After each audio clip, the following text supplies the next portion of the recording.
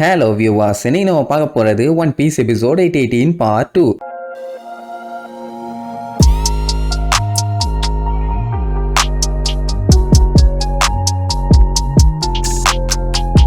Open பண்ணா நம்ம ப்ரூக்க தான் காட்டுறாங்க.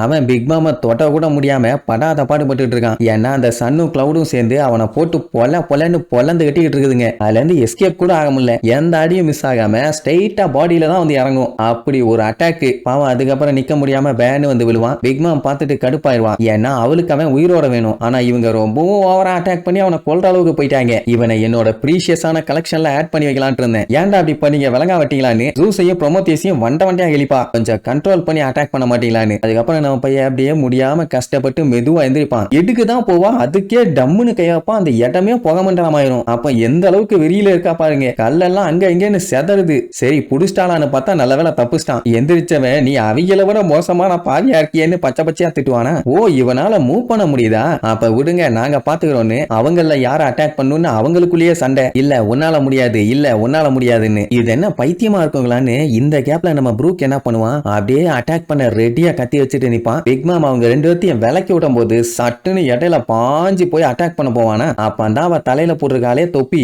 அது பட்டக்குன்னு ஒரு பெரிய கத்தியா மாறி ரூக்க ஒரே வெட்டு அப்படியே திருச்சடித்து போய் விழுவான். இப்படி அதை அட்டாக் பண்ணுன்னு அவன் கொஞ்சம் கூட எதிர்பார்க்கவே இல்லை. இதுக்கப்புறம் நம்ம ப்ரூக்கு எந்திரிப்பானா இல்லையான்னு தெரியல. ஏன்னா பாடியில எந்த ஒரு அசைவும் இல்ல. சரி ரைட்டு வேணுங்கிற அளவுக்கு சண்டை போட்டு இல்ல தூக்கி கொண்டு போய் கலெக்ஷன்ல வச்சலான்னு பார்த்தா மறுபடியும் எந்திரிப்பான். பிக் மாமுக்கு ஆச்சரியம், என்ன மறுபடியும் எந்திரிக்கிறானு. என்ன சொல் கிங்கு, உனக்கு என்ன வேணும், எதுக்காக இப்ப எந்திரிக்கிற, அந்த ஸ்டோனுக்காகவா? சஞ்சய திருப்பி கூட்டு போக முடியல, அதனால அந்த ஸ்டோனை காப்பி பண்ணிட்டு போலான்னு வந்திருக்கியான்னு கேட்டா ஆமா அவன் ரொம்பவும் நல்லவன், அவன் ஆக்சுவலா வந்திருக்கணும், அப்படி வரலன்னா கண்டிப்பா ஏதோ ஒரு ட்ராப் அவனுக்கு செட் பண்ணி வச்சிருக்கீங்க. அவன் ரொம்ப நல்லவங்கிறதுனால மத்தவங்களுக்காண்டி அவனை சாக்ரிஃபைஸ் பண்ணணும்னு முடிவு பண்ணிட்டானா அதை விட்டு அவன் மாறவே மாட்டான். ஆனா எங்க கேப்டன் அதை ஒத்துக்க மாட்டாரு. அவனை கண்டிப்பா போய் காப்பாத்தி கூப்பிட்டு வருவாரு. ரெண்டு பேரும் சேர்ந்து கண்டிப்பா ஒரு பெஸ்டான விஷயத்தை டிசைட் பண்ணுவாங்க. அதனால அதை பத்தி எல்லாம் நான் கவலைப்பட வேண்டிய அவசியமே இல்ல நீர்வான். அப்படின்னா நீ ஒண்ணு கிண்ட முடியாதுன்னு சொல்லிட்டு தான் இங்க ஸ்டோனை கிண்ட வந்தியான்னு கேட்டா இல்ல சஞ்சய் ரிட்டர்ன் வரமாட்டேன்னு சொல்லியிருக்கானா. கண்டிப்பா அது ரொம்ப ஒஸ்டான நிலைமை தான். இல்ல இவன் வேற தனியா போய் கூப்பிட்டு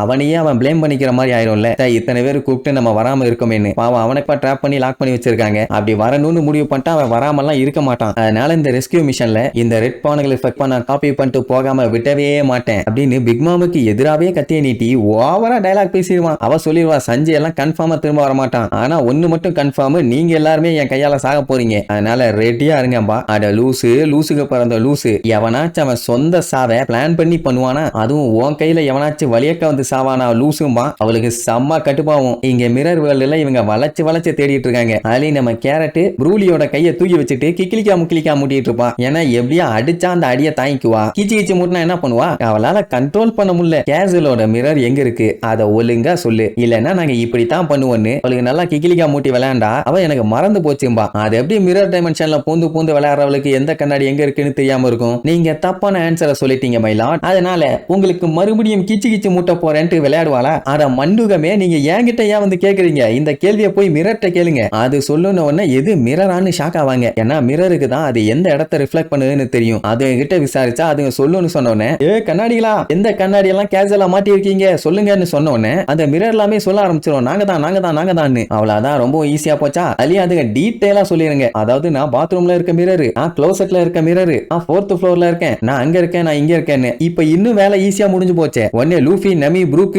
பெட்ரோ, சஞ்சி இவங்க எல்லாம் எங்கெங்க இருக்காங்கன்னு கேட்டவனே ஒரு சில மிரருக்கு தெரியல. அதாவது அவங்க எல்லாம் எப்படி இருப்பாங்கன்னு. சஞ்சியை மட்டும் தெரிஞ்சிருக்குது. சோ அவன் இப்படி போனா அப்படி போனான்னு சொல்லுவாங்க. இப்ப எப்படி இருப்பாங்கன்னு காமிச்சாதான் அந்த மிரருங்க சொல்லும். அதுக்கு என்ன பண்ணலான்னு யோசிச்சவனதான் கேரட் நான் இருக்கேனே அப்புறம் ஏன் கவலைப்படுறேன்பா, என்னமா கண்ணு பண்ண போறேன்னு கேட்டா நான் வெறஞ்சே காட்ட போறேன்னு வேற ஆரம்பிச்சிருவா. அப்படியே அங்க கட் பண்ணி பிரிசன் லைப்ரரியை காட்டுறாங்க. அங்க லூஃபியோட கை இன்னும் கொஞ்ச நேரத்துல பிச்சுக்க போது. நமி பார்த்துட்டு கதறி அழுவா. அடே வேணாண்டா இப்படி எல்லாம் பண்ணாத, எனக்கு பார்க்க பயமா இருக்குதுன்னு. ஆனா அவன் கேட்கற மாதிரி இல்ல. கையே போனாலும் பரவாயில்ல, உயிர் போக கூடாதுன்னு அங்க உசுர கொடுத்து முக்கிட்டு இருக்கான். இப்ப அவனோட ஒரே டார்கெட் சஞ்சி கிட்ட போய் எப்படியாச்சும் புட்டிங் ரொம்ப மோசமானவ, அவ ஒரு பெரிச்சாலின்னு சொல்லி ஆகணும், இல்லன்னா அவன் உசுருக்கு ஆபத்து. அதுக்காக தான் பையன் இவ்வளவு போராடுறான். அப்ப கையை காட்டுறாங்க. அப்படியே ரொம்ப மெல்லிசாயி தோலெல்லாம் கொஞ்சமா பிச்சுக்கிட்டு இருக்குது. இவங்க கத்துற கத்துக்கு ஒப்பேராக்கு பைத்தியமே பிடிச்சிரும் போல. ஏமா கத்திட்டு இருக்கேன்னு கேட்டா நமி டேய் அதான் நான் பிஸியா கத்திட்டு இருக்கேன்ல ஏன்டா வந்து டிஸ்டர்ப் பண்ற மூடிட்டு அந்தால போடாம்பா சொல்ல அந்த ஒப்பேரா கிட்ட பிக் மாம் வந்து லோலா எங்க இருக்கான்னு சொல்லி நமி கிட்ட விசாரிக்க சொல்லியிருப்பான். அதனால தான் கேட்க வந்திருப்பான். அவ தெளிவா சொல்லிருவான் நான் என் ஃப்ரெண்டுக்கெல்லாம் துரோகம் பண்ண மாட்டேன் மூடிட்டு போடா முட்டா பீஸ்னு.